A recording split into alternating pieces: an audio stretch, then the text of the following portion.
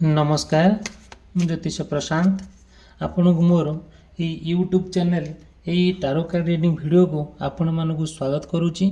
ଚାଲନ୍ତୁ ଆଜି ଦେଖିବା ଏଇ ଭିଡ଼ିଓରେ ଆପଣଙ୍କ ପାର୍ଟନରଙ୍କର ଆପଣ ପ୍ରତି କ'ଣ ଲଭ୍ କରେଣ୍ଟ ଫିଲିଂସ୍ ଅଛି, ତାଙ୍କ ମନରେ ଆପଣ ପ୍ରତି କ'ଣ ଚାଲିଛି, ସେ ଆପଣଙ୍କୁ ନେଇ କ'ଣ ଭାବୁଛନ୍ତି, ଆଉ ଡିଟେଲ୍ ଆଉ ବିସ୍ତୀର୍ଣ୍ଣ ଭାବରେ ମୁଁ କହିବି ତାଙ୍କ ସମ୍ପର୍କ ଭିତରେ କେତେ ତ୍ରୁଟି ଦେଖାଯାଉଛି, ଆଉ ଆପଣ ଯାହା ତାଙ୍କଠାରୁ ଆଶା କରୁଛନ୍ତି ସେତିକି ଆପଣ ଆଶାରେ ରହିଯାଉଛି, ଯାହା ଚାହୁଁଛନ୍ତି ତାହା ହେଇପାରୁନି, ଆପଣଙ୍କର ଯାହା ଗୋଟେ ତାଙ୍କ ପ୍ରତି ତାଙ୍କ ପାଖରେ ଫିଲିଂ ସେୟାର କରୁଛନ୍ତି ସେ ସେଟାକୁ ଶୁଣିବା ପରିସ୍ଥିତିରେ ନାହାନ୍ତି, କି ବୁଝି ବି ପାରୁନାହାନ୍ତି, କି ବୁଝେଇ ବି ପାରୁନାହାନ୍ତି, ସବୁବେଳେ ଅବୁଝା ପରି ହେଉଛନ୍ତି, ଯେଉଁଟା କି ସମ୍ପର୍କ ଭିତରେ ବହୁତ ବଡ଼ ଫାଟ ସୃଷ୍ଟି ହେଉଛି।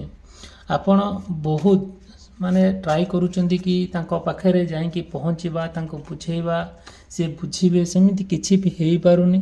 ଆପଣଙ୍କ ସମ୍ପର୍କ ଭିତରେ ଗୋଟେ ତ୍ରୁଟି ଦେଖାଯାଉଛି, ଯେଉଁଟା ସେ ତ୍ରୁଟି ଯେଉଁ ଦେଖାଯାଉଛି ତାର ସମାଧାନ ବାଟ କିଛି ଦେଖାଯାଉନି।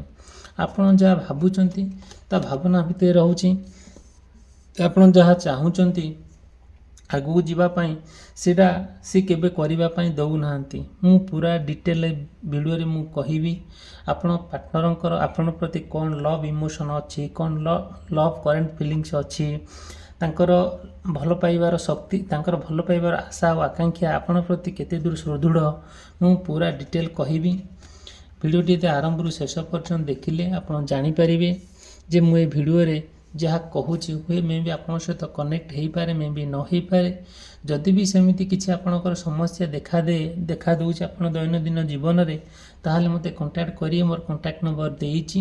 ମୋର ପର୍ସନାଲ ରିଡ଼ିଂ ମାଧ୍ୟମରେ ମୁଁ ପୁରା ଡିଟେଲ୍ କମ୍ପ୍ଲିଟ୍ ଭାବରେ ଆପଣଙ୍କୁ ମୁଁ ହେଲ୍ପ କରିବି।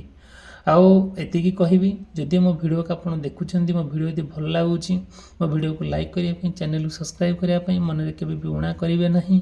ମୁଁ ଚାହୁଁଛି ଆପଣମାନଙ୍କ ସହିତ ଗୋଟେ କନେକ୍ଟ ହେଇକି ରହିବା ପାଇଁ, ଗୋଟେ ପରିବାର ହେଇକି ରହିବା ପାଇଁ, ଆଉ ଆମେ ଗୋଟେ ଯାହା ବି ଆପଣମାନଙ୍କର ସମସ୍ୟା ଅଛି, ଆପଣ ପାର୍ଟନରକୁ ନେଇକି ହେଉ କିମ୍ବା କ୍ୟାରିୟରକୁ ନେଇକି ହେଉ କିମ୍ବା ଆପଣଙ୍କର ଦୈନନ୍ଦିନ ଜୀବନରେ ଯାହା ସବୁ ବ୍ୟତିକ୍ରମ ଘଟୁଛି, ଆଉ ଗ୍ରହ ନକ୍ଷତ୍ରକୁ ନେଇକି ଆପଣ ଯାହା ଜାଣିପାରୁଛନ୍ତି ମୋ ସହିତ ଆପଣ ସେୟାର କଲେ ମୁଁ ପୁରା ଡିଟେଲ୍ କହିବି ମୋର ପର୍ସନାଲ ରିଡ଼ିଂ ମାଧ୍ୟମରେ। ଠିକ୍ ଅଛି, ଆମେ ଭିଡ଼ିଓଟି ଆରମ୍ଭ କରିବା। ସେଇ ପ୍ରଭୁ ଯାହା ଈଶ୍ୱରଙ୍କର କୃପା ଆମ ପ୍ରତି ଅଛି, ଯାହା ଜଗନ୍ନାଥଙ୍କର ଯାହା ଦୟା ଆମ ପ୍ରତି ଅଛି, ଆମ ଜୀବନ କେବେ ବିପଦରେ ନ ପଡ଼ୁ ଆମେ ଭଗବାନ ପାଖରେ ପ୍ରାର୍ଥନା କରିବା।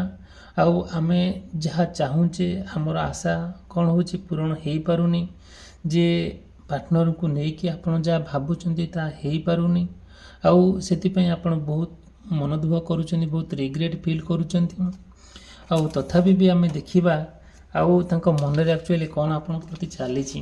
ଦେଖନ୍ତୁ, ଯେତେବେଳେ ଆପଣ ପାର୍ଟନରଙ୍କୁ ଆପଣ ବହୁତ ଭଲ ପାଆନ୍ତି, ବହୁତ ତାଙ୍କ କଥା କେୟାର କରନ୍ତି, ବହୁତ ଠିକ୍ଠାକ୍ ବହୁତ ଦିନ ହେଲା, ଆଉ ଆପଣ ତାଙ୍କ ସହିତ ଗୋଟେ ଭଲ ଗୁଡ୍ ରିଲେସନ୍, ଗୋଟେ ହେଲ୍ଦି ରିଲେସନ୍ ଆମେ ଯାହାକୁ କହିବା, ଆଉ ଯେଉଁ ପ୍ରେମରେ ଗୋଟେ ପବିତ୍ର ପ୍ରେମ ଆଉ ଅତୁଟ ପ୍ରେମ, ଯେଉଁଟାକି ମନରେ କେବେ କୌଣସି ପରିସ୍ଥିତିରେ ବି ତାଙ୍କ ପ୍ରତି ଆପଣଙ୍କର ଖରାପ ଭାବନା ଆସିନି, ସବୁବେଳେ ସବୁ ପରିସ୍ଥିତିରେ ପରସ୍ପର ଭିତରେ ବହୁତ ସୁଖ ଶାନ୍ତିରେ ଆପଣ ଜୀବନ ଅତିବାହିତ କରୁଥିଲେ। ଆଉ ଯେତେବେଳେ ଆପଣଙ୍କ ପ୍ରେମ ଆପଣଙ୍କ ପାର୍ଟନରକୁ ଆପଣ ପାର୍ଟନର ସହିତ ଯେତେବେଳେ ଗୋଟେ କନଫ୍ଲିକ୍ଟ କ୍ରିଏଟ୍ ହେଲା, ଯେଉଁଟାକି ତାଙ୍କ ଭିତରେ ଆପଣଙ୍କ ଭିତରେ ଗୋଟେ ମନମାନାନ୍ତର ମତାମତ ଚାଲିଲା, କଳି ଝଗଡ଼ା ସୃଷ୍ଟି ହେଲା, ସେ ଆପଣଙ୍କଠାରୁ ଦୂରେଇ ଯିବା ପାଇଁ ବାହାନା କଲେ, ଆପଣଙ୍କଠାରୁ ସମ୍ପର୍କ କାଟିଦେବା ପାଇଁ ଯେଉଁଟାକି ଆପଣଙ୍କୁ ଆପ୍ରୋଚ୍ କଲେ ଆଉ ଆପଣଙ୍କୁ ଆଭଏଡ଼୍ କଲେ, ଯେଉଁଟାକି ଆପଣଙ୍କୁ ସେଇ ଜିନିଷଟା ବହୁତ ଖରାପ ଲାଗୁଛି, ବାଧୁଛି, ବହୁତ କଷ୍ଟ ଲାଗୁଛି। ଏକାନ୍ତରେ ବସିକି ଆପଣ ବହୁତ ନୀରବରେ ଚିନ୍ତା କରୁଛନ୍ତି ତାର କାହିଁକି ଏମିତି ହେଲା, ଯେଉଁ ପ୍ରେମରେ କିଛି ବି ମଳି ଧୂଳି ନଥିଲା, ଯେଉଁ ପ୍ରେମରେ ଆମର ପୁରା ଆନ୍ତରିକତା ଆଉ ଥିଲା, ଯେଉଁଠି ଅବିଶ୍ୱାସତା ଥିଲା, ଯେଉଁଠି ବିଶ୍ୱାସତା ଥିଲା, ସେଇଠି କେମିତି ମୋ ପାର୍ଟନର କରିପାରିବ, ମୁଁ ସେମିତି କେବେ ଭାବି ପାରୁନଥିଲି। ନିଜକୁ ଏମିତି ବୁଝଉଛନ୍ତି, ତଥାପି ବି ଆପଣ ଧୋକା ଖାଇଯାଉଛନ୍ତି, ବହୁତ କଷ୍ଟ ଲାଗୁଛି, ବହୁତ ତୀବ୍ର ଯନ୍ତ୍ରଣା ଲାଗୁଛି। ଆପଣ ସେ କଥାକୁ ଭାବିକି ବହୁତ ଦୁଃଖ କଷ୍ଟ ଯନ୍ତ୍ରଣାରେ ସମୟଟାକୁ ଅତିବାହିତ କରୁଛନ୍ତି। ଯେତେ ଜୀବନରେ ବିପଦ ଆସିଲେ ବି ସେ ବିପଦ କେବେ ଯାଉନି ବୋଲି ଆପଣ ମନରେ ପୁରା ଭାବିଛନ୍ତି। ଆପଣ କାହିଁକି ଏମିତି ହେଉଛି, ଆପଣଙ୍କ ପ୍ରେମ ଧୋକା ଖାଇଯିବ, ଆପଣଙ୍କ ବିଶ୍ୱାସ ଭାଙ୍ଗିଯିବ, ଆପଣଙ୍କର ଯାହା ଆଶା ଆକାଂକ୍ଷା ଥିଲା ତାହା ସମ୍ପୂର୍ଣ୍ଣ ମଉଳିଯିବ, ସେଇଟା ଆପଣ କେହି ଭାବି ବି ନଥିଲେ। ଯେତେବେଳେ ଆଉ ଏମିତି ପରିସ୍ଥିତି ଆସିକି ପହଞ୍ଚିଗଲା, ଯେଉଁ ପରିସ୍ଥିତିରେ ଆପଣ ତାଙ୍କୁ ଛାଡ଼ିବା ପାଇଁ ବାଧ୍ୟ ହେଲେ, ତଥାପି ବି ଆପଣ ସେ ଯେକୌଣସି ପରିସ୍ଥିତି ଆସୁନା କାହିଁକି ଆପଣ ସେସବୁ କ୍ଷେତ୍ରକୁ କ'ଣ କରୁଛନ୍ତି, ସାମ୍ନା କରିବା ପାଇଁ ପୁରା ମେଣ୍ଟାଲି ପ୍ରସ୍ତୁତ ହେଉଛନ୍ତି। ଆପଣଙ୍କର ପ୍ଲାନ୍ କରି ଚାଲିଛନ୍ତି କେମିତି ନାହିଁ, ଯେହେତୁ ଏଇଟା ଗୋଟେ ବିପଦ ଆସିଛି କି ମୋଠାରୁ ମୋ ପାର୍ଟନର ଦୂରେଇ ଯାଉଛନ୍ତି, ଆଉ ମୁଁ କେବେ ଦୂରେଇ ଦେବା ପାଇଁ ଯିବିନି। ସେ ଯିଏ ଆସୁନା କାହିଁକି, ଯେତେ ଥାର୍ଡ଼ ପାର୍ଟି ଆସୁ କି ଯିଏ ଅନ୍ୟ ଲୋକ ଆସୁ କି ଆମ ଭିତରେ ଯେତେ ଝଗଡ଼ା ଝାଣ୍ଟି ହେଉ, ଯାହା ହେଉ ନା କାହିଁକି, ପରସ୍ପର ଭିତରେ ଆମ ଭିତରେ ଗୋଟେ ଭଲ ପାଇବା ରହିବ, ଆମ ଭିତରେ ସ୍ନେହ ମମତା ରହିବ। ଯେମିତି ଆଜି ଯାଏ ଚାଲିଥିଲା ମୁଁ ସେମିତି ଚଳାଇବା ପାଇଁ ଆପଣ ପ୍ରତିଜ୍ଞାବଦ୍ଧ ନେଉଛନ୍ତି ଗୋଟେ ଏକାନ୍ତରେ ବସିକି, ଆଉ ବହୁତ ସାହସିକତାର ସହିତ ଗୋଟେ ମେଣ୍ଟାଲି ପ୍ରସ୍ତୁତ ହୋଇଯାଉଛନ୍ତି କେମିତି ଯେଉଁ ଯୁଦ୍ଧ ଚାଲିଛି ମନର ଯୁଦ୍ଧ ସହିତ ଆଉ ପାର୍ଟନର ଏପଟେ ପାର୍ଟନର ରହିଲା ପରେ ଏପଟେ ମନ ରହୁଛି।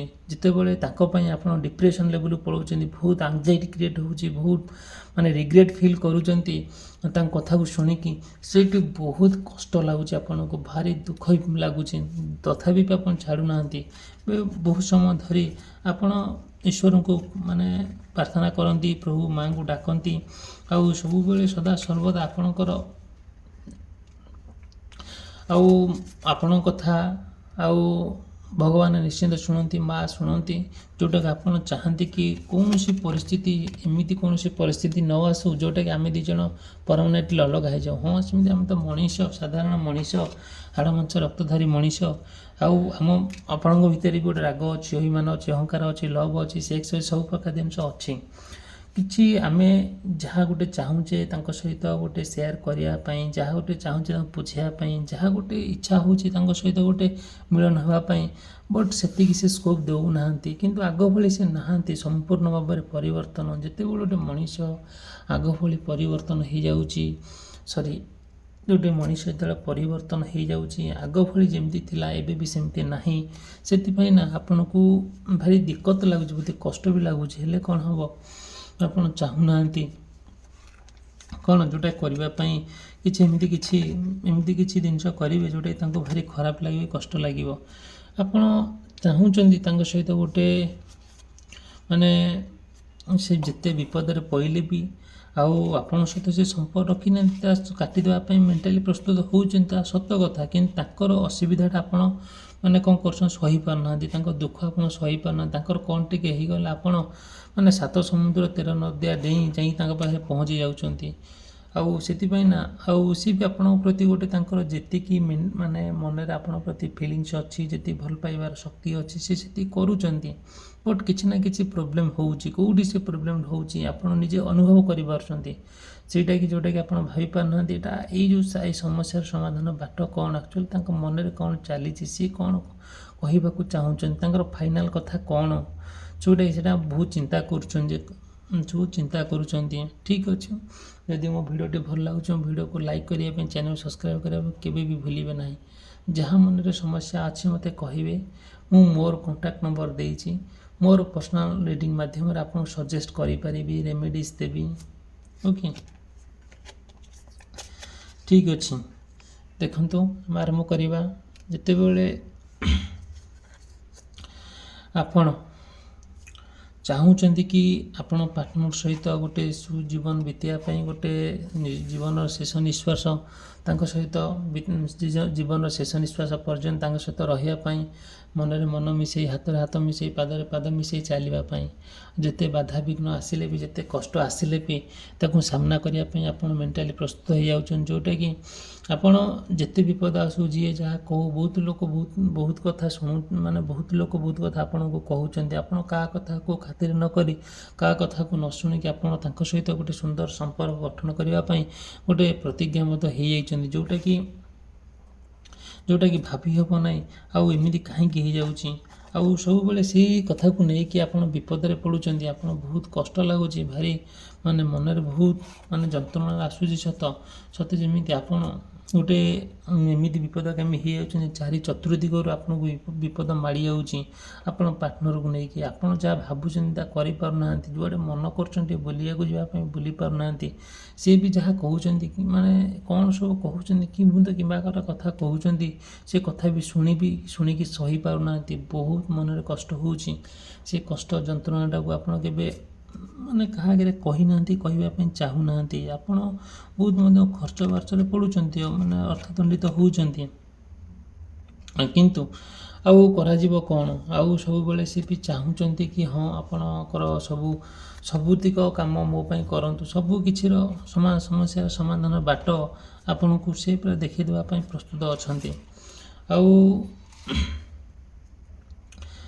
ଯେତେବେଳେ ତାଙ୍କ ସେ ସମସ୍ୟାର ସମାଧାନ ବାଟ ସବୁ ତ ଆପଣଙ୍କୁ ଦେଖାଉଛନ୍ତି, ତା ସତ, କିନ୍ତୁ ଯେତେବେଳେ ଆପଣ ଚାହୁଁଛନ୍ତି ତାଙ୍କ ସହିତ ଗୋଟେ କ'ଣ କରିବା ପାଇଁ, ଗୋଟେ ମେଣ୍ଟାଲି ପ୍ରସ୍ତୁତ ହୋଇଯାଉଛନ୍ତି କି ତାଙ୍କ ସହିତ ଗୋଟେ ସୁସମ୍ପର୍କ ରଖିବା ପାଇଁ, ସେ ସମ୍ପର୍କ ଭିତରେ ତ୍ରୁଟି ସୃଷ୍ଟି ହେଉଛି, ଗୋଟେ ଡାଉଟ୍ ଆସୁଛି, ଗୋଟେ ମନରେ ଗୋଟେ କିମ୍ବା କଥା ସୃଷ୍ଟି ହେଉଛି। ସେଥିପାଇଁ ଆପଣ ବହୁତ ଦୁଃଖ ତ କରୁଛନ୍ତି, କିନ୍ତୁ ମୁଖ୍ୟ କାରଣ ହେଲା ଗୋଟେ ଥାର୍ଡ଼ ପାର୍ଟି ଏବେ ଏଣ୍ଟ୍ରି କରିଛି, ଯେଉଁଟାକି ଆପଣଙ୍କୁ ସେଟା ମଧ୍ୟ ଆହୁରି କଷ୍ଟ ଲାଗୁଛି।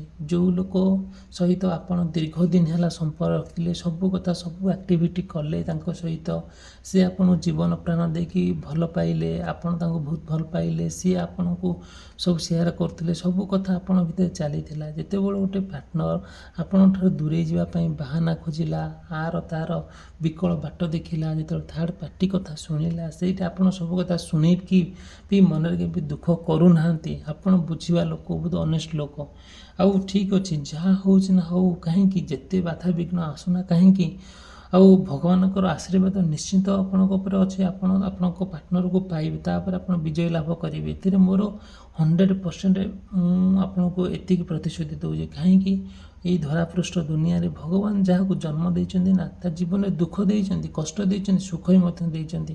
ମେ ବି ହୁଏତ ଆପଣଙ୍କ ପାର୍ଟନର ଆପଣଙ୍କୁ ଦୁଃଖ ଦେଇପାରୁଛି, ମେ ବି ଆପଣଙ୍କ ପାର୍ଟନର ଆଜି ଆପଣଙ୍କୁ ମିଛ କହିପାରୁଛି, କି ମେ ବି ଆପଣଙ୍କ ପାର୍ଟନର ଆପଣଙ୍କୁ ବହୁତ କ'ଣ କରୁଛି, ମାନେ ଡାଉଟ୍ କରିପାରୁଛି, କଳିଝଗଡ଼ା କରୁଛି, ଯେଉଁଟାକି ଅଶାନ୍ତି ସୃଷ୍ଟି କରୁଛି। ତା ଠିକ୍ ଅଛି, ସେମିତି ଏକ ସମୟ ଆସିବ, ସିଏ ବି ଦେଖିବ ଆପଣଙ୍କୁ ଏତେ ସୁନ୍ଦର ଭାବରେ ଭଲ ପାଇବେ, ଏତେ ସୁନ୍ଦର ଭାବରେ ଆପଣଙ୍କୁ କେୟାର କରିବେ। ଆଉ ସେଇଟା ଗୋଟେ ମାନେ କ'ଣ, ଗୋଟେ ଉଦାହରଣ ସ୍ୱରୂପ ହେଇଯିବ, ଯେଉଁଟାକି ଆଉ ଆପଣ ପ୍ରେମ ଅତୁଟ ରହିବ। ଆପଣଙ୍କ ପ୍ରେମ ସବୁବେଳେ ସଦାସର୍ବଦା ଜୀବିତ ରହିବ। ଆପଣ ତାଙ୍କ ପ୍ରତି ଯେଉଁ ସ୍ନେହ ଶ୍ରଦ୍ଧା ଆନ୍ତରିକତା ଭଲ ପାଇବା ଥିଲା, ତାହା ମଧ୍ୟ କଣ୍ଟିନ୍ୟୁ ହେବ। ଠିକ୍ ଅଛି, ଏ ଭିଡ଼ିଓଟି ମୋର ଯଦି ଭଲ ଲାଗୁଥାଏ ମୋ ଭିଡ଼ିଓକୁ ଲାଇକ୍ କରିବେ, ଚ୍ୟାନେଲ୍ ସବସ୍କ୍ରାଇବ୍ କରିବା ପାଇଁ କେବେ ବି ଭୁଲିବେ ନାହିଁ। ଆପଣ ଯାହା ଚାହୁଁଛନ୍ତି ଆପଣ ପାର୍ଟନରକୁ ନେଇକି କିଛି ଜାଣିବା ପାଇଁ, ଆଉ ମୋତେ କଣ୍ଟାକ୍ଟ କରିବେ, ମୋର କଣ୍ଟାକ୍ଟ ନମ୍ବର ଦେଇଛି। ଆଉ ମୁଁ ମୋର ପର୍ସନାଲିଟି ମାଧ୍ୟମରେ ଆପଣଙ୍କୁ ରେମେଡ଼ିସ୍ ଦେବି, ଆଉ ବାଟ କହିବି। ଭିଡ଼ିଓଟି ସମାପ୍ତ କଲି, ରହିଲି, ଧନ୍ୟବାଦ, ନମସ୍କାର।